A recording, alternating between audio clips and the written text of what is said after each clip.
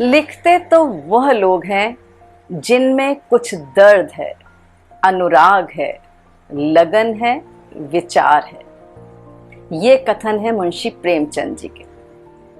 आज 31 जुलाई है, मुंशी प्रेमचंद जी की जयंती है। 31 जुलाई 1880 में मुंशी प्रेमचंद जी का जन्म बनारस के लम्हे ग्राम में हुआ था। कहते हैं लगभग 1 दर्जन उपन्यास और 250 लघु कथाओं से समृद्ध किया है उपन्यास सम्राट मुंशी प्रेमचंद जी ने हिंदी साहित्य के संसार को। हिंदी की कल्पना भी मुंशी प्रेमचंद जी के बिना नहीं की जा सकती।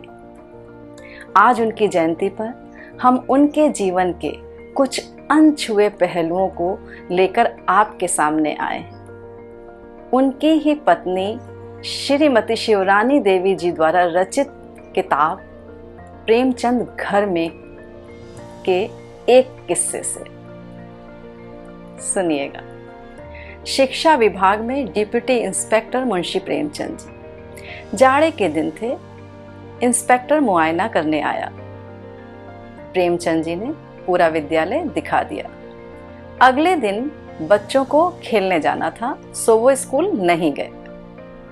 अपने घर के दरवाजे पर आराम कुर्सी पर लेटे अखबार पढ़ रहे थे। सामने से इंस्पेक्टर की गाड़ी निकली।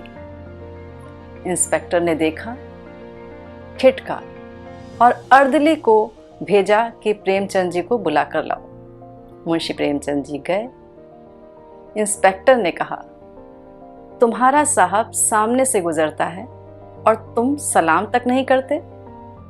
मुंशी प्रेमचंद जी ने कहा कि जब मैं स्कूल में होता हूँ तो मैं नौकर होता हूँ, पर अपने घर पर मैं बादशाह हूँ। इंस्पेक्टर ने कहा, स्वभाव से तुम मगरूर मालूम होते हो, मैं तुम्हारे ऊपर केस कर सकता हूँ। मुंशी प्रेमचंद जी ने कुछ सोचा और लौट आए।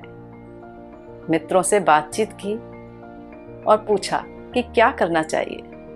मित्रों ने कहा, जाने दीजिए, आप भी तो कह सकते थे कि तुम मगरूर हो। शिवरानी जी लिखती हैं कि यह बात उन्हें कई सालों तक कुरेदती रही थी। इस तरह के कई अनछुए पहलू किस्से हम आपके लिए बीच बीच में लेकर आते रहेंगे। आप हमारे चैनल को लाइक और सब्सक्राइब करना ना भूलें। धन्यवाद।